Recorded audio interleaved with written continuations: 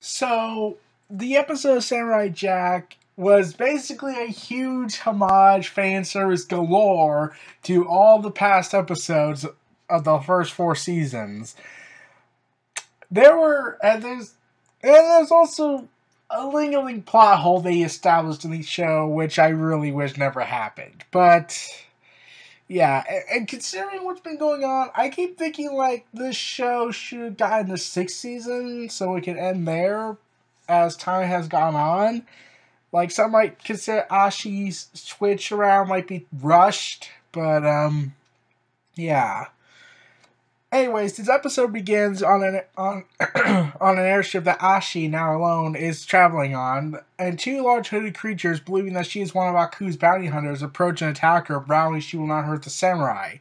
She quickly assures them she only wants to help Jack, and when I saw this and I heard their voices, I was like, "Oh, it's the two woolies that look like mammoths." Yeah, and they go back and they show it doesn't recycle they don't use clips of the old episode. They just went ahead and just reanimated everything of how Jack saved their people from that group of people I don't recall since they have no impression on me whatsoever. And once the story ends, the airship arrives at its destination after she asked the flight attendant. She thanks the Woolies for their story and jumps from the ship, much to the attendant's distress, using her chain blade to grab a hold of a tree and safely land in the forest below. Meanwhile, remember that in the first episode, that bounty hunter that does songs and was possibly the most humorous part of the episode, and an episode filled with despair and darkness? Yeah, he's back. His severed head reactivates. Trying to wonder why, since wouldn't his power source be in his body? Or is he powered by Aku? And he is resolving to get in touch with Aku to inform him of Jack's missing source, since Aku's not aware of this somehow. But we go back to Ashi, and while walking through the forest, she comes across someone attacking a group of beetle drones, and the hunters are revealed to be the three blind archers that we saw, who Jack saved decades earlier. When Ashi confirms her allegiance to Jack, the archers escort her back to their village. Yeah, when I'm thinking about it, they seem a little too trustworthy with her. Like, she did not bring up the fact that, oh yeah, I attempted to kill the samurai until he showed me the error of his ways, but I'm looking for him. And yeah, they also talk about about Jack's heroism, how he was saved when they return to their village, and they show that they created a statue in his honor. And they also say that they are ready to fight against Aku and they remain loyal to Jack. So Ashi continues to search, since apparently the archers have not seen Jack since the day they were rescued. Really? The scouts would have got numerous appearances. So what made the archers not special?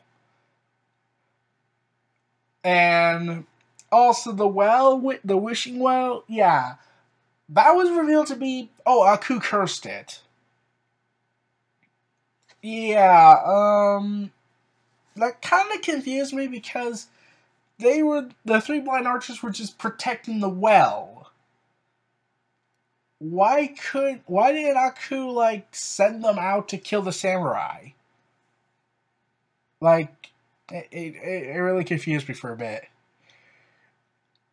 And anyways, I'm trying to pronounce his name. I was trying to pronounce his name before the video.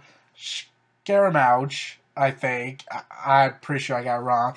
Our favorite robot bounty hunter eventually reaches a port town, which turns out to be the same port the Scoutsman and Jack visited when the latter lost his memory from an episode long ago, and attempts to board the ship, only to be frequently stopped by a sailor on the dock for numerous reasons, such as him no longer being Aku's deadliest assassin.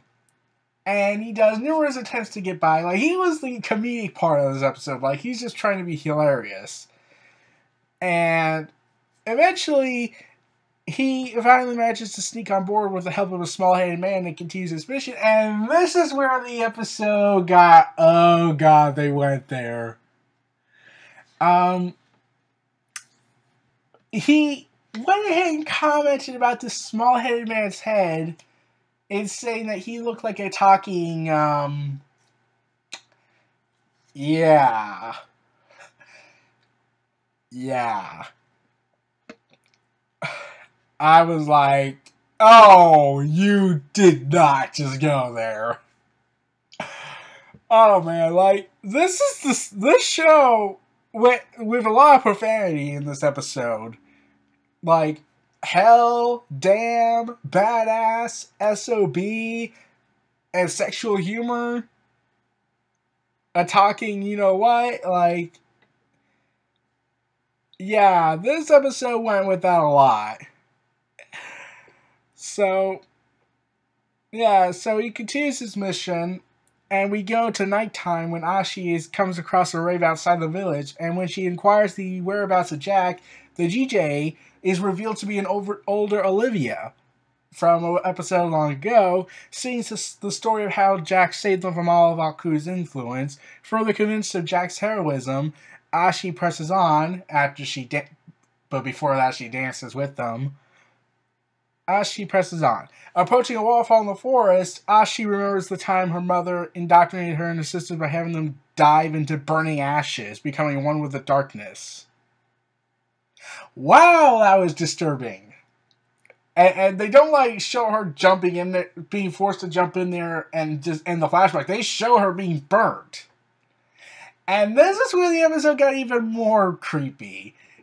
Ashi and the other 6 sisters, they were not wearing clothes. That was burnt skin from the coal.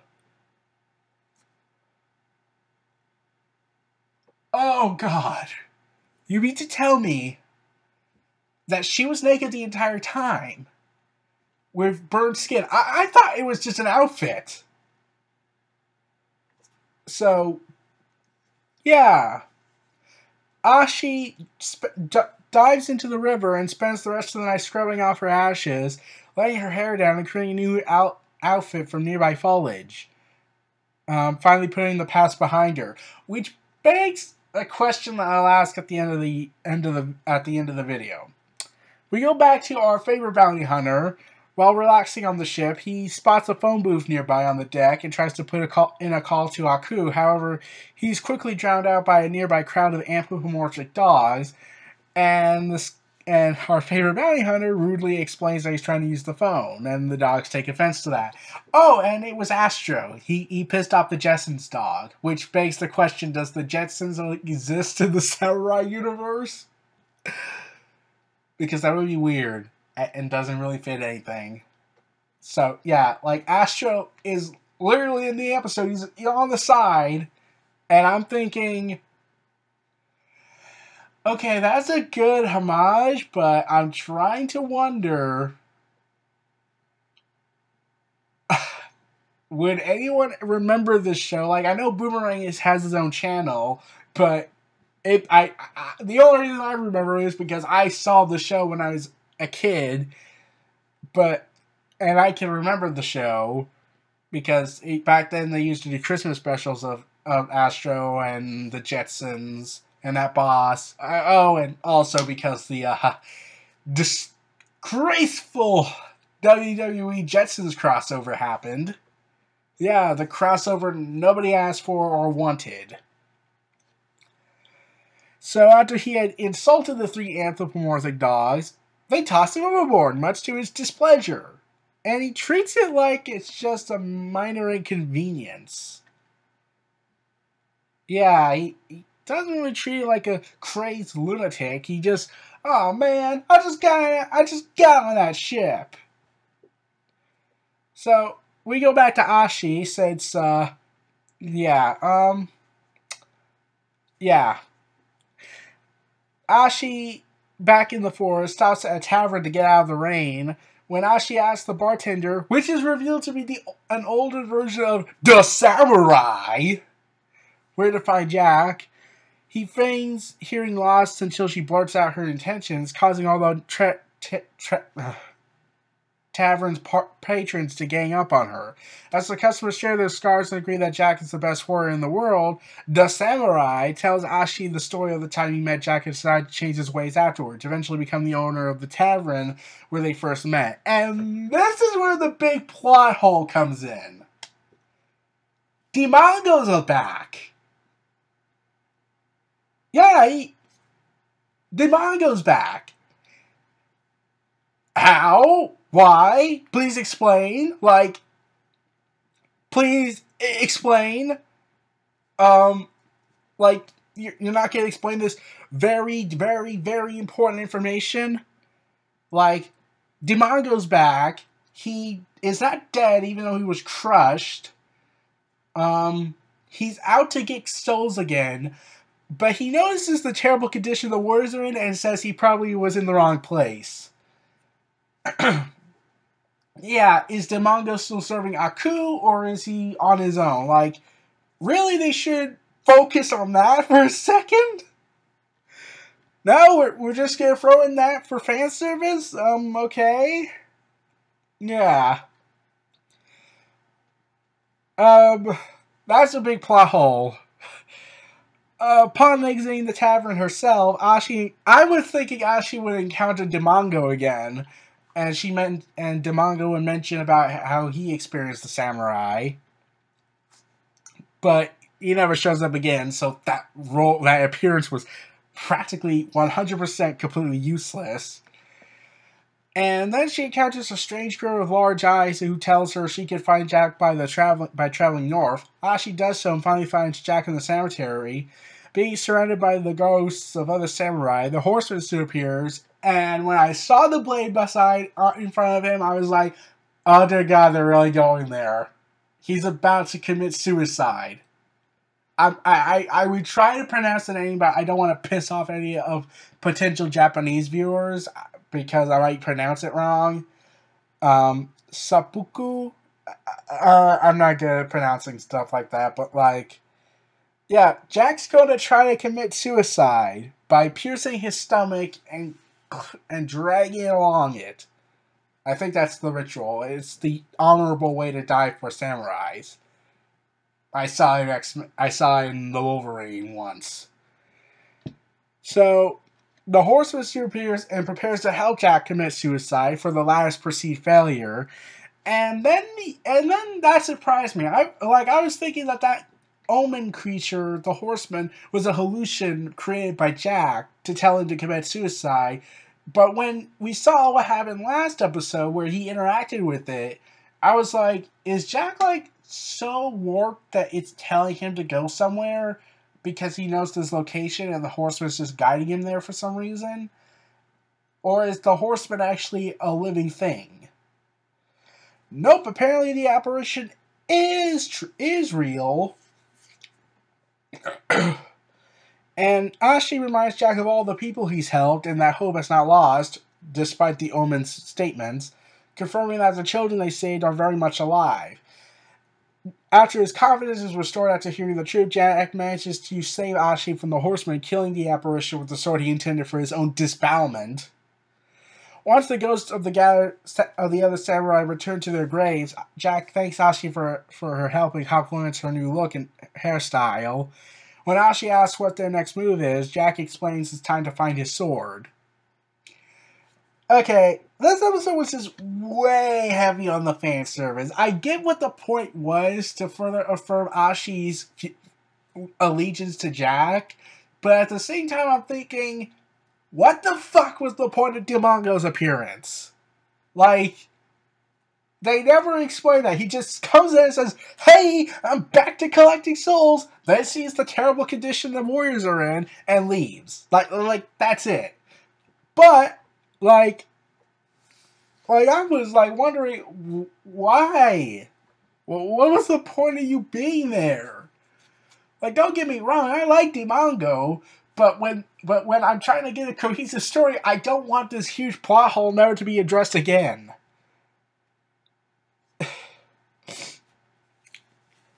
Yeah. So, Yeah, and as she apparently is finally over her past after erasing the mark of her skin. Yeah, I'm still surprised she was naked the entire time, and that makes the appearance even more disturbing of the child abuse. I'm curious as to know, is the High Priestess ever going to really show up again, or was that just it? Like, I'm expecting her to show up in the final ultimate battle, where Ashi fights her while Jack is fighting Aku, because Aku and the High Priestess are the source of our two characters' suffering. So, wouldn't it make sense if the High Priestess fought Ashi? Like, if she could have $7 and not appear tired whatsoever and have great endurance to survive that, then I'm pretty certain she's capable of fighting. Like, she taught her children, well, let's just call them child soldiers, everything she knew. So, does that mean she has something to do with this? And also, I would like to know who the father is. Like, is it a ritual thing, or was there really a father that impregnated her with enough to create 7 children at once? Yeah. So, yeah, the Omen is revealed to be a physical entity and not a figment of Jack's imagination. I was trying to wonder, where did the Omen come from? Like, was it created by Jack and Burnley because of all the PTSD, the stress, the despair that was building up in him, and it eventually took form? Like, it looked like that was it. Like, it was it. And, yeah. Oh, and, the profanity was a lie here, especially sexual humor, directly. Oh, and last thing, why the fuck was Dimongo there? Like, that was the one thing about this episode that really made me just stop getting immersed in the episode, just focused on this one thing, because Dimongo, regardless of whether or not he has warriors as essence yet, is still a dangerous threat. So is he going to be in the final battle? Like, it looks like they're building up, and I hope they do, that all of Jack's allies and comrades he's made during his time in the future are going to help out in this ultimate battle, which will be awesome. So I'm curious to know, is Dimongo going to be in this final battle? Like, they can't just have him show up and then disappear afterwards. Oh, and I'm curious to know who the girl was who told her to go that told Ashi to go in the direction to find Jack. Like, it could be someone from the past that they're kind of build up, but yeah.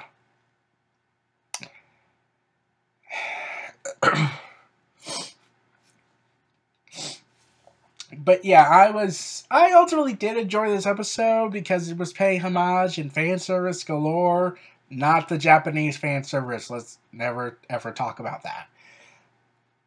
I'm like, I might because I've heard about it and I've seen one show, High School of the Dead, unfortunately. But we will never, oh god, never like to talk about that. It's just really annoying. Especially when it gets too obsessed. So when I see fan service shows that do actual fan service and not what we see in Japan, I don't feel I feel like I have a little bit more respect for the shows that do actual fan service of like past events or past stories. So yeah, there's a lot of hype building up for this final episode, for the big episode, and I can't wait for Jax to get his sword back. And in the preview, we see that he's having to go through the spiritual journey, while Ashi has to protect him from being killed by an army.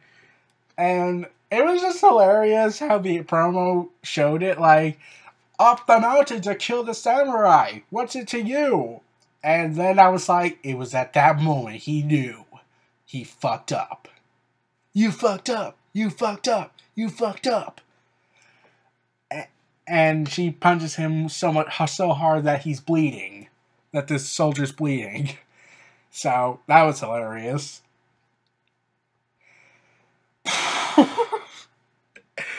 So, yeah, those were our thoughts on the 6th episode of Season 5, also 50A, as Demore likes to call it, of Samurai Jack. This was Neo Reality Entertainment. Feel free to like, comment, subscribe, and donate. Stay tuned for more.